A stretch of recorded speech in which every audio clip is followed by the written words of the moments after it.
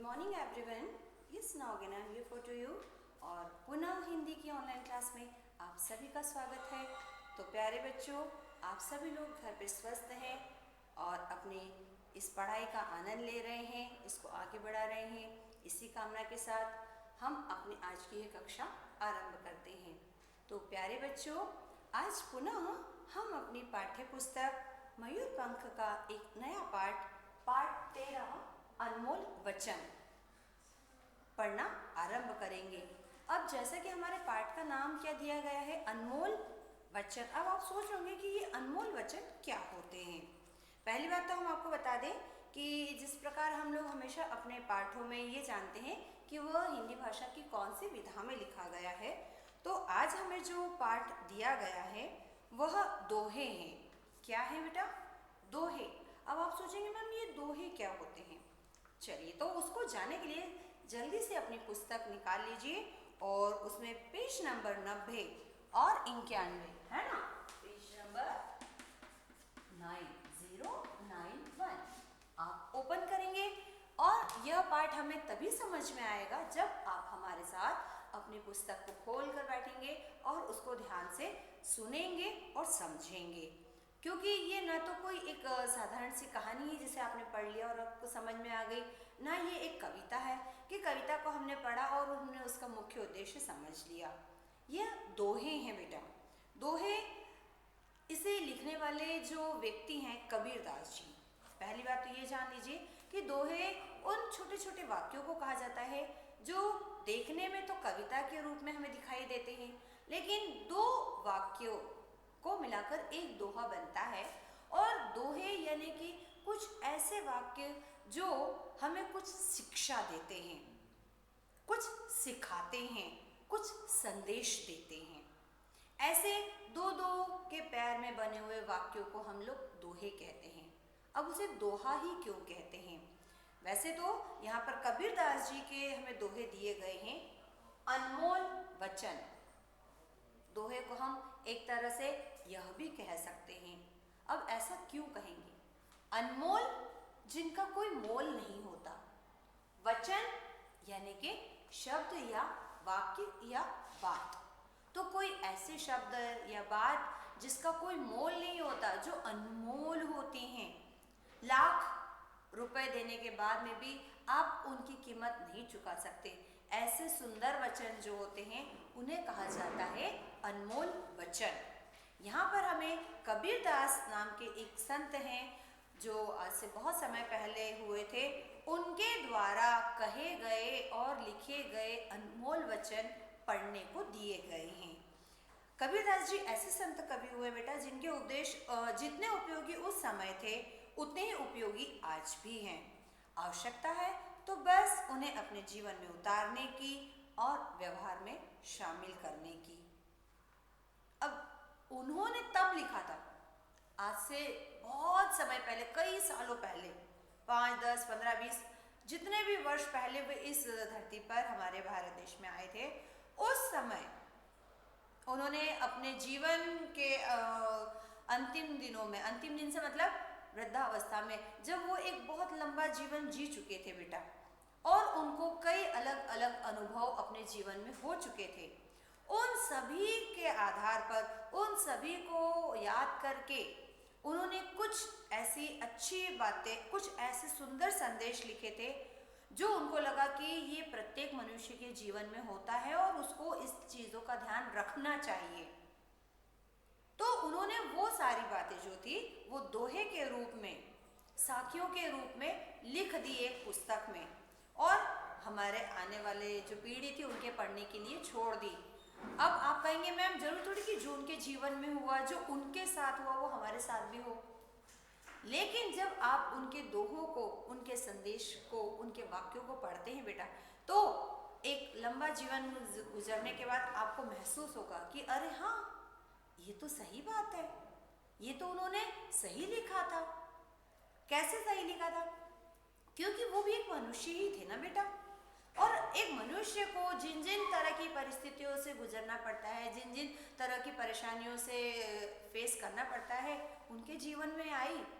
उस समय उन्हें नहीं पता था कि मुझे क्या करना है। उन्होंने जैसे पार पाया, जैसे उसका हल निकाला, वैसा ही उन्होंने लिख दिया कि अगर आपके जीवन में भी ऐसा कुछ होता है तो आपको इस तरह उसका हल निकालना चाहिए, या समय आने से पहले, विपत्ति आने से पहले ही अगर आपने उनकी दोहे पढ़े हुए हैं तो आप समझ जाएंगे कि अरे ये तो वैसी परेशानी आने वाली है, तो मुझे पहले से सचेत रहना है, सावधान रहना है। कई बार ऐसा होता है कि हमारे जो बड़े लोग होते हैं वो हमें कहते हैं कि ऐसा काम नहीं करो बेटा, आपको नुकसान होगा। हम नहीं मानते हैं, हम करते हैं, और जब हमें नुकसान होता है तब हमें ये फील होता है, रियलाइज होता है कि अरे बड़ों ने सही कहा था, हमें उनकी बात माननी चाहिए थी। तो चूंकि अब कबीरदास जी हर वक्त तो नहीं हो सकते थे, उन्हें पता था कि मैं इस दुनिया से चला जाऊंगा, लेकिन मेरे बाद आने वाले लोग कैसे इन परेशानियों से निजात पाएंगे या कैसे उनको सबक मिलेगा, तो उन्होंने वो बातें लिख दी। अगर व्यक्ति उन्हें पढ़े, समझे और वाकई में उनको फॉलो करेगा, उनको अपने जीवन में उतारे, तो वो कई प्रकार की परेशानियों से बच सकता है। तो ये एक महान व्यक्ति की सोच थी जो उन्होंने आने वाले लोगों के लिए करके रखी। अब ये हम पर निर्भर है कि हम उन बातों को माने, उनको समझे और उनको अपने व्यवहार में लाएं। अगर आप नहीं करते तो जब आप उसका खामियाजा उठाएंगे उसके लिए हम तैयार रहेंगे, और फिर उसके लिए हम किसी को जिम्मेदार भी नहीं ठहरा सकते हैं। तो यहाँ पर कबीर जी के कुछ दोहे हमें दिए गए हैं जो कि हम अपने जीवन में यदि प्रयोग करते हैं, अपने व्यवहार में प्रयोग करते बेटा, तो वो बहुत ज़्यादा ही हमारे लिए उपयोगी होते हैं। कैसे होते हैं? कुछ दोहे हम आपको पढ़ के बता देंगे, आपको बहुत आसानी से समझ में आ जाएगा। वैसे तो कबीरदास जी उस समय ना होकर यदि आज के समय में भी होते तो शायद उनके विचारों या उपदेशों या दोहों में कुछ अंतर होता। ऐसा आपको लगता है क्या? हाँ मैम, सही तो बात है, उस समय ये चीज़ उनके पास नहीं थी इसलिए उन्होंने ऐसा लिखा। लेकिन आप जब उनके दोहों को, उनके उपदेशों को पढ़ेंगे तब आपको महसूस होगा कि उनके उपदेश या जो उनके संदेश है वो किसी एक परिस्थिति से जुड़े हुए नहीं है बेटा। उन्होंने जो भी लिखा है वो प्रत्येक मनुष्य की स्थिति को ध्यान में रखकर लिखा है। प्रत्येक मनुष्य के जीवन में आने वाली कुछ ऐसी परेशानियां जो लगभग सभी के सामने आती हैं, जो सभी के लिए उपयोगी हो, ऐसे ही संदेश उन्होंने लिखे हैं। पहला वाला दोहा हम पढ़ते हैं, आप सब भी अपनी पुस्तक में ध्यान दीजिए। बुरा जो देखन मैं चला। अब आप कहेंगे मैम उन्होंने सीधे से क्यों नहीं लिख दी अपनी बात को, ये ऐसे कविता के रूप में? नहीं, कविता नहीं बेटा। जब हमें कोई अच्छी बात कहनी हो लेकिन थोड़ी सी कड़वी भी हो तो उसको क्या कहते हैं, थोड़ा सा कविता के रूप में अगर कह दिया जाए तो उसका असर भी अच्छा होता है और सुनने वाले को बुरा भी नहीं लगता है। क्योंकि यहाँ पर जो कवि हैं हमारे, या दोहे को लिखने वाले जो कबीरदास जी हैं, वो जिस स्थान पर रहने वाले थे उन्होंने वहाँ की भाषा का प्रयोग किया है। अक्सर ऐसा होता है कि व्यक्ति जिस भी स्थान पर रहता है या जिस भी भाषा को वो फॉलो करता है या बोलने वाला होता है, उसी भाषा में वह अपने मन की बात कहने में ज़्यादा कुशल होता है। तो यहाँ पर कबीरदास जी ने बिल्कुल शुद्ध हिंदी में अपनी बात नहीं कहकर उन्होंने अपने दोहे जो हैं वो कुछ अवधी भाषा में मिली जुली लिखी हुई है। तो हम उसे वैसे ही अभी पढ़ रहे हैं और फिर हम आपको उसका बिल्कुल हिंदी अर्थ बताएंगे। बुरा जो देखन मैं चला। मैं जब दुनिया में बुरे व्यक्ति को देखने के लिए निकला, बुरा न मिलिया कोई, मुझे कोई भी व्यक्ति बुरा मिला ही नहीं। ऐसे कैसे हो सकता है? कितने सारे लोग हमारे आसपास है मैम जो बुरे हैं, लेकिन महान लोग क्या कहते हैं?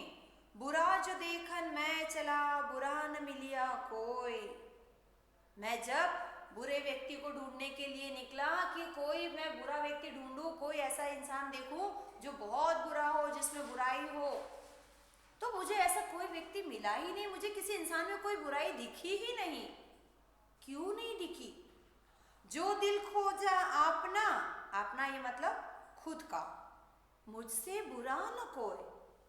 जब मैंने अपने हृदय के अंदर झांककर, अपने ही कैरेक्टर में झांककर देखा, अपने आप को, अपनी आदतों को मैंने देखा, तो मैंने क्या महसूस किया कि मुझसे बुरा तो इस दुनिया में कोई है ही नहीं। वो क्या कहना चाह रहे हैं कि हम जैसे होते हैं वैसी ही हमें दुनिया और लोग दिखाई देते हैं। अगर हम अच्छे हैं, अगर हम सकारात्मक हैं, तो हमें हर स्थिति, हर व्यक्ति अच्छा ही दिखाई देगा, हर वक्त हमें अच्छा ही दिखाई देगा। लेकिन अगर हमारे मन में थोड़ी सी कमजोरी आ गई, हमारे मन में बुराई है, हमारी आदतें यदि खराब है, तो हम दूसरों में भी खराबी ही देखेंगे। इसलिए अगर आपको किसी व्यक्ति में कोई खराबी दिख रही है तो उसको सुधार नहीं सकते हैं, हम अपने आप को सुधार सकते हैं, हम वही करेंगे। उसके बाद ये दुनिया, ये स्थितियां हमारे लायक हो जाएंगी। क्योंकि अगर आप हर चीज में, हर व्यक्ति में, हर जगह केवल बुराई बुराई देखेंगे तो आप इतनी बुराइयों के बीच में कैसे जी पाएंगे। आपको अपने आप को इतना अच्छा बनाना होगा कि फिर आपके आसपास कोई बुराई बचे ही नहीं। तो कबीर जी ने हमें ये समझाया है कि बुरा जो देखन मैं चला, बुरा मिलिया न कोय, और जो दिल खोजा आपना, तो मुझसे बुरा न कोय। मुझसे बुरा इस दुनिया में कोई हो ही नहीं सकता, तभी तो मैं बुरे लोग को ढूंढ रहा हूँ। मैं अच्छा तो पूरी दुनिया अच्छी। ठीक है, चलिए अब आगे बढ़ते हैं और अगला दोहा हम पढ़ते हैं। धीरे धीरे रे मना, मना यानी मनुष्य, धीरे सब कुछ होए। अरे मनुष्य धीरज रख, सब कुछ धीरे धीरे होता है। यदि आप चाहें कि मैं एकदम से कोई सफलता प्राप्त कर लूं, तो ऐसा नहीं हो सकता। आपको धैर्य रखना होगा, आपको सतत प्रयास करना होगा और फिर वो कार्य सफल होगा। कैसे? उन्होंने एक छोटा सा उदाहरण दिया। माली सींचे 100 घड़ा, सींचना मतलब पौधे को पानी देना, माली मतलब जो बगीचा लगाने और उसकी देखभाल करने वाला व्यक्ति होता है ना। तो माली सींचे 100 घड़ा, ऋतु आए फल होए। अगर किसी पौधे को आप एक दिन में 100 घड़े पानी भी दे देंगे ना, तब भी कोई वो रातों रात 2 घंटे में पेड़ नहीं बन जाएगा। अगर आप सोचें कि मैं किसी पेड़ को एक दिन में बहुत सारा पानी दे दूं और 2-4 घंटे बाद या सुबह होते उस पर फल निकल आए, नहीं हो सकता है। माली जानता है कि उसको सतत उन पौधों की देखभाल करना है और रोज उनको एक एक घड़ा पानी या एक एक बाल्टी है, जिस पौधे की जितनी आवश्यकता है उसको उतना ही पानी डालता है। क्योंकि अगर आपने ज़्यादा पानी डाला तो वो पौधा सड़ जाएगा, पानी बह जाएगा। उसको तो जितनी मिट्टी को सोखना है वो उतना ही पानी सोखेगा। ऐसे ही हमें किसी भी कार्य को करते समय बेटा तुरंत उसमें सफलता की कामना नहीं करना चाहिए। हमें अपने कार्य को, अपने लगन को सतत बनाए रखना चाहिए। थोड़ी थोड़ी रोज मेहनत करते रहिए। अगर आप लोग सोचते हैं अभी आपकी परीक्षाएं आने वाली हैं, आप सोचते हैं मैं आज नहीं कल पढ़ लूँगा, कल नहीं परसों पढ़ लूँगा, मम्मी अभी तो बहुत दिन है, एक हफ्ते पहले सोचते कि आप पढ़ लूँ, पुस्तक खोलते ओ इतना सारा सिलेबस कैसे करूँ, थोड़ा सा पढ़ लेता हूँ बाकी मैं पढ़ लूँगा। एग्जाम के एक दिन पहले याद आती है अरे मैंने इतना सारा तो पढ़ा ही नहीं। अब एक रात पहले आप पूरा सिलेबस यदि पढ़ने बैठेंगे, पूरे पाठ एक साथ प्रश्नोत्तर याद करने बैठेंगे तो कैसे होगा, सब मिक्स हो जाएगा। अगर आप शुरू से वर्ष के आरंभ से जितनी जितनी पढ़ाई रोज हो रही है, रोज एक एक चैप्टर रोज एक एक क्वेश्चन भी यदि आप आज से याद करना शुरू करेंगे तो आपके परीक्षा के दिन तक आपके सारे प्रश्नोत्तर या जितना भी आपका पाठ्यक्रम है वो एक बार आपको याद हो चुका होगा। फिर परीक्षा से एक दिन पहले आपको सिर्फ क्या करना है, उसको दोहराना है, उसको रिवाइज करना है। आप जो पहले से याद कर चुके हैं उसको सिर्फ चेक करना होता है। उस समय फिर आपको कोई प्रॉब्लम ही नहीं होगी, आपका कॉन्फिडेंस भी बना रहेगा। तो धीरे धीरे रे मना, धीरे सब कुछ होए। एक छोटा बच्चा जो अभी सिर्फ बैठना सीखता है, फिर उसको हम खड़ा होना सिखाते हैं। आप उसको चलना मत सिखाइए और उसको आप रोज बिठाए रखिए और रोज बस खड़ा रखिए, चलाना नहीं है। और 2 साल बाद जब वो खड़ा रहे उसको आप बोलो कि दौड़ लगाओ, तो क्या वो दौड़ लगा लेगा? नहीं। आपको उसको पहले चलना सिखाना होता है। वो 1 कदम 2 कदम फिर बिना सहारे के चलना सीखता है और फिर एक दिन वो दौड़ना सीखता है। तो वक्त आने पर ही सारे कार्य सफल होते हैं या सक्सेसफुल होते हैं। जैसे माली किसी पौधे को कितना भी पानी दे ले, उस पौधे में जो फल होते हैं वो उसका सही समय आने पर ही आते हैं। तो हमें कार्य की सफलता के लिए थोड़ा सा धीरज रखना चाहिए। और ये बात हर किसी के साथ में होती है, सिर्फ कबीरदास जी के साथ हुई हो ऐसा तो नहीं है। तीसरा दोहा, बोली एक अमोल है। अमोल अर्थात जिसका कोई मोल नहीं होता, जो अनमोल है। आप कितना भी पैसा दे दीजिए, आप किसी के मुख से अपने लिए वो शब्द नहीं निकलवा सकते जो आप सुनना चाहते हैं। या तो आप उसको स्क्रिप्ट लिख कर दीजिए, ये लो 10 लाख रुपए और तुम ऐसा मेरे लिए बोलो। 10 लोगों के सामने बुलवाना ठीक है, लेकिन अकेले में वो आपके लिए क्यों बोलेगा। और अगर मान लीजिए कोई बच्चा होगा ना, तो वो तो पैसे लेकर भी नहीं बोलेगा। क्यों? क्योंकि बोली एक अमोल है। जो शब्द होते हैं वो बहुत अनमोल होते हैं बेटा। जो कोई बोले जानी, जिनकी कीमत सिर्फ बोलने वाला ही जानता है। और जो ये जानता है कि शब्दों की कीमत क्या होती है या शब्द हमें कहाँ बोलने चाहिए, वो क्या करता है, हिय तराजू तोली के, हिय यानी के हृदय या मन, तराजू तोली के मतलब तोलना, तब मुख बाहर आनी। जो व्यक्ति शब्दों की कीमत जानता है वह हमेशा बोलने से पहले अपने शब्दों को अपने मन के तराजू में तोलता है और फिर अपने मुख से बाहर निकालता है। उस शब्द का क्या अर्थ होगा, किस पर कैसा असर होगा, वो जानता है। लेकिन जो लोग शब्दों की कीमत नहीं जानते, वे कभी भी कुछ भी बोल देते हैं और उसका असर फिर उल्टा होता है। कई बार शब्द ही आपके मित्र होते हैं और शब्द ही आपके शत्रु भी हो जाते हैं। तो कभी भी कुछ भी बोलने से पहले एक बार अपने मन में उसे बोलकर अवश्य देखना चाहिए कि उसका प्रभाव कैसा होने वाला है। चौथा दोहा हम पढ़ रहे हैं, जिन खोजा तिन पाइया। पाइया मतलब पाना, खोजना मतलब ढूंढना। जिन खोजा, जो खोजते हैं, तिन पाइया, वही प्राप्त करते हैं। मैम क्या खोजते हैं, क्या प्राप्त करते हैं, अब बताते हैं हम। गहरे पानी पैठ, गहरे पानी में जाकर, मैं बपूरा बूढ़न, बपूरा देखिए लाल शब्द लिखा हुआ है लाल रंग में। बपूरा का मतलब होता है बेटा नासमझ, जिसको कोई अक्ल नहीं होती है, नादान जो होता है। और बूढ़न मतलब कि डूबने से। डरा, डर जाते हैं ना, जब आप समंदर किनारे या नदी के किनारे जाते हैं और यदि आपको कोई कहे कि ये इसमें बहुत सारे कीमती मोती प्राप्त होते हैं, समंदर में सीप में से मोती मिलते बेटा, लेकिन वो सीप भी किसको मिलती है, जो पानी की बहुत गहराई में जाता है, जाने की हिम्मत करता है, वही तो वहां से मोती और कीमती चीजें लेकर आ पाता है। लेकिन यदि डर कर आप किनारे पर ही बैठे रह गए, अरे मैं पानी में गया और डूब गया तो मैं तो नहीं जाऊंगा, तो फिर क्या होगा, आप किनारे पर ही बैठे रह जाएंगे।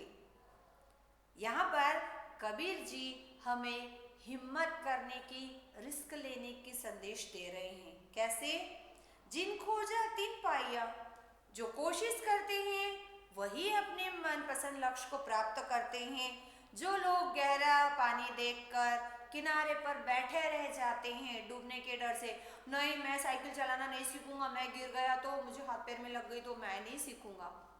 आप जिंदगी में कभी भी गाड़ी चलाना नहीं सीख पाएंगे। साइकिल से डर लग रहा है तो गाड़ी कैसे चलाएंगे? अगर आप चोट लगने से डर रहे हैं तो फिर आप हमेशा बैठे ही रह जाएंगे, आप हमेशा पैदल ही चलेंगे, आप कभी अपनी गाड़ी चला ही नहीं पाएंगे। अगर आपको किसी काम को करना है, सीखना तो पड़ेगा, और सीखने में थोड़ी बहुत चोट लगती है, थोड़ा बहुत हमको रिस्क लेना होता है। अगर आप उससे डर गए तो आप अपनी जिंदगी में कभी आगे बढ़ ही नहीं सकते हैं। जो मनुष्य विपत्ति से डर कर आगे नहीं बढ़ते वो हमेशा पीछे रह जाते हैं, और जो लोग कोशिश करते हैं वो लोग अपने लक्ष्य को हासिल करते हैं। तो यहाँ पर उन्होंने स्वयं को क्या कहा कि जिन खोजा, जो लोग कोशिश करते हैं, तिन पाइया, वही लोग अपने लक्ष्य को प्राप्त करते हैं। लेकिन मैं नासमझ इंसान डूबने से डरता रहा परेशानियों में और मैं किनारे पर ही बैठा रह गया। तो हमें ऐसा नहीं करना चाहिए। उन्होंने कहा है परेशानी हो सकता है, वहाँ पर अपने को ऐसा लग रहा है कि अपने को कुछ नुकसान हो सकता है, लेकिन आपको एक बार उसको ट्राई करना चाहिए। आगे बढ़ते हैं 5वें दोहे पर। पोथी पढ़ी पढ़ी, पोथी यानी कि पुस्तक, ओके। पढ़ी पढ़ी मतलब पढ़ पढ़ कर। जग मुआ पंडित भया न कोय। अब वो क्या कह रहे हैं?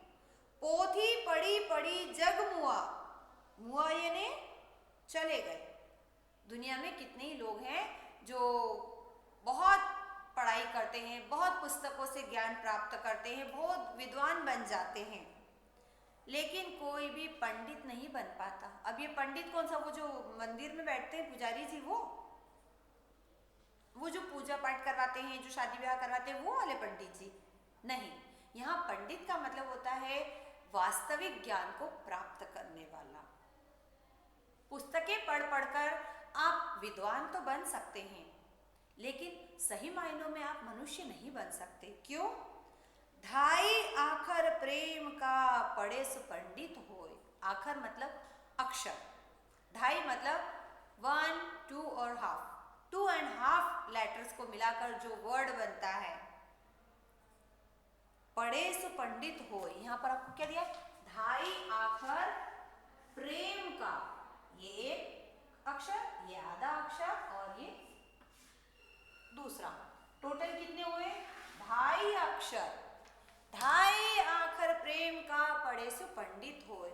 जो व्यक्ति भले उसने पुस्तकें कम भी पढ़ी हो, लेकिन अगर उसके मन में प्रेम है दूसरों के लिए, पूरी दुनिया के लिए, वही व्यक्ति वास्तव में पंडित कहलाने के योग्य है। वास्तव में वही व्यक्ति पढ़ा हुआ कहलाने के योग्य है। अगर हजारों डिग्रियां भी ले ली हमने, बहुत बड़ी बड़ी पुस्तकें भी पढ़ ली, लेकिन अगर हमने किसी दुखी के लिए, किसी असहाय के लिए मन में प्रेम की भावना महसूस नहीं की, किसी को विपत्ति में देखकर यदि हमारे मन में उसके लिए सहायता की भावना नहीं आती है, अगर मनुष्य मात्र के लिए हमारे मन में प्रेम की भावना जागृत नहीं होती है, तो आपकी वो सारी पढ़ाई, आपका वो सारा ज्ञान, वो सारी पुस्तकें पढ़ी हुई व्यर्थ होती हैं। तो सच्चा ज्ञान क्या होता है? प्रेम की भावना, और वह भी पूरे जगत के लिए। तो उन्होंने हमें क्या कहा? पोथी पढ़ी पढ़ी जग मुआ। जग मतलब दुनिया। पुस्तकें पढ़ पढ़ के तो इस दुनिया में सब विद्वान बन गए, पंडित भया न कोय। कोई सच्चा विद्वान नहीं बना। ढाई आखर प्रेम का पढ़े सो पंडित हो। जो वास्तविक अर्थ में प्रेम का ज्ञान, प्रेम की भावना अपने लिए रखते हैं और दूसरों के लिए प्रयोग करते हैं, वही असली विद्वान या ज्ञानी मनुष्य होता है। आगे बढ़ते हैं। अगला दोहा। बड़ा हुआ तो क्या हुआ, जैसे पेड़ खजूर। बड़ा हुआ तो क्या हुआ, लंबाई चौड़ाई बढ़ गई है, जैसे पेड़ खजूर। ऐसा कहते हैं कि पेड़ों में सबसे ऊंचा जो होता है वो कौन सा पेड़ होता है बेटा? आपका खजूर का पेड़ होता है। लेकिन उसमें कोई अच्छाई होती है क्या? नहीं होती है। क्यों नहीं होती है? खजूर तो हम खाते हैं। पंथी को छाया भी नहीं और फल लागे अति दूर। बहुत ऊंचा सा पेड़ हो भी गया तो किस काम का है, जबकि उसके फल इतनी दूर लगते हैं, भूख लगे तो हम तोड़कर खा भी नहीं सकते, और उस पेड़ की छाया नीचे जमीन तक आ भी नहीं पाती है। यहाँ पर बेटा खजूर का पेड़ जो है वो एक उदाहरण के रूप में दिया है। यहाँ खजूर के पेड़ को व्यक्ति के रूप में माना गया है कि अगर कोई व्यक्ति बहुत धनवान है भी तो वो हमारे किस काम का है?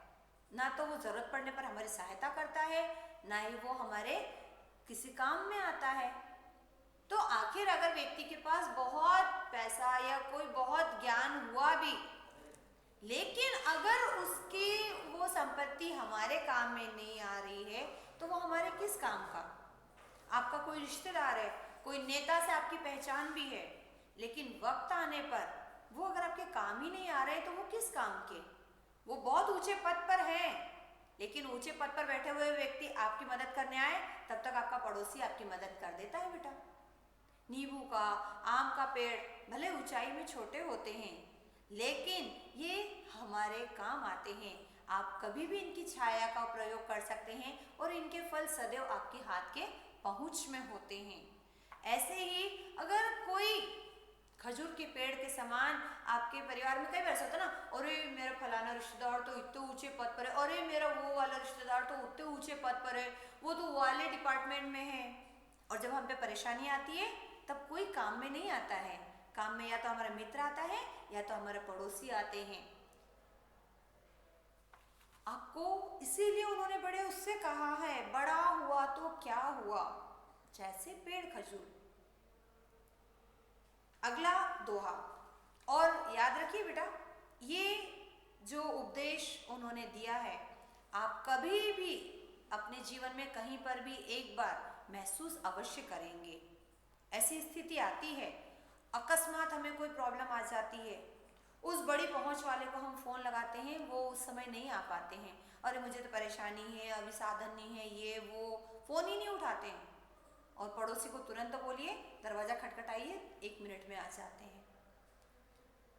दुख में सुमिरन सब करे। सुमिरन का मतलब होता है याद करना, स्मरण करना। दुख में सुमिरन सब करे, सुख में करे न कोई। मनुष्य की आदत होती है ईश्वर को याद करने की, लेकिन कब? दुख में सुमिरन सब करे। तकलीफ आने पर तो हर कोई भगवान को याद करता है, और सुख आने पर कोई भी याद नहीं करता। जो सुख में सुमिरन करे तो दुख काहे को होए। अरे मनुष्य, दुख में तो हर कोई भगवान को याद करता है, सुख में सब भूल जाते हैं।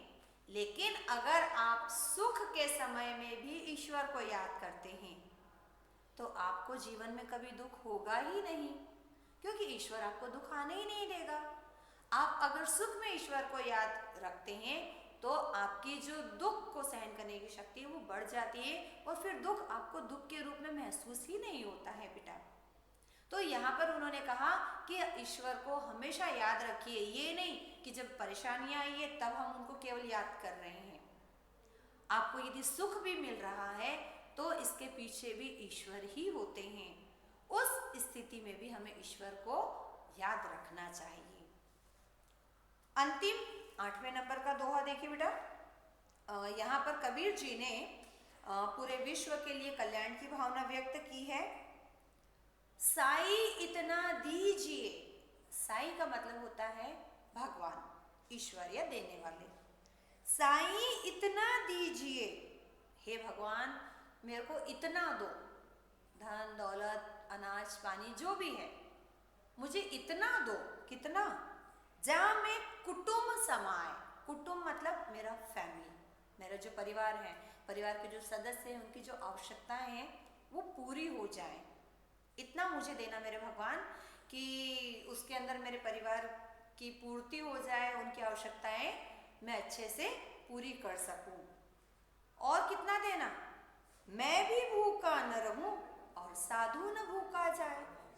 इतना जरूर देना कि ना तो मेरे घर के लोग भूखे सोए, ना मेरे घर में आने वाला कोई मांगने वाला भूखा जाए। मुझे इतना जरूर दो कि मैं अपने भरण पोषण कर सकूं, अपने परिवार के लोगों का पालन पोषण कर सकूं, और कोई व्यक्ति यदि उम्मीद से किसी मदद के लिए मेरे पास आए तो मैं उसकी सहायता भी कर सकूं। मेरे द्वार पर आया हुआ कोई व्यक्ति भी भूखा नहीं जाए। मुझे इतना दो कि मैं अपने साथ साथ दूसरों की भी मदद कर सकूं। और ये भावना अपने आप में बहुत ही ज़्यादा कल्याणकारी होती है बेटा। जब ईश्वर से कोई ऐसा मांगता है ना तो ईश्वर उसे उसकी उम्मीद से कहीं ज़्यादा ही देता है, क्योंकि ईश्वर भी जानते हैं कि मैं जब ऐसे भक्त को या ऐसे व्यक्ति को कुछ दूंगा तो वो सब कुछ अपने लिए, अपने स्वार्थ, अपने लालच के लिए नहीं यूज़ करेगा। उसका कुछ हिस्सा वो दूसरों के साथ बांटेगा। और अगर हर व्यक्ति ऐसा हो जाए तो दुनिया में ना कोई दुखी बचेगा, ना कोई गरीब होगा, ना कोई निर्धन होगा। तो यहाँ पर हमेशा हमें भी यही कामना करनी चाहिए कि ईश्वर हमें जब भी दे तो सिर्फ ईश्वर से अपनी आवश्यकता जितना न मांगे, हमेशा इतना अवश्य मांगिए कि आप दूसरों की मदद भी कर सकें। और जब भी आपको मौका मिले हमें दूसरों की मदद करनी चाहिए। तो हमने इन दोहों को पढ़कर एक तो अपने कर्तव्य को पहचानना सीखा, हमने ये भी सीखा कि हमें पढ़ लिख कर उसका प्रयोग सिर्फ अपने लिए नहीं करना चाहिए, अपने देश और दूसरों के लिए भी करना चाहिए। तो आज हमने कबीरदास जी के कुछ दोहे पढ़े। आप सभी बच्चे घर पर इन दोहों को पुनः पढ़ेंगे और इनका जो अर्थ हमने समझाया है उन्हें अपने शब्दों में आपको जैसे भी समझ में आए हैं आप उन्हें सरल शब्दों में अपनी नोटबुक में, अपनी कॉपी में लिखेंगे और हमें बताएंगे। तो हमारा आज का ये पाठ यहीं समाप्त होता है। हम अगली कक्षा में पुनः आपसे मिलेंगे। तब तक के लिए आप लोग घर पे रहें और अपना अभ्यास निरंतर जारी रखें। Bye bye.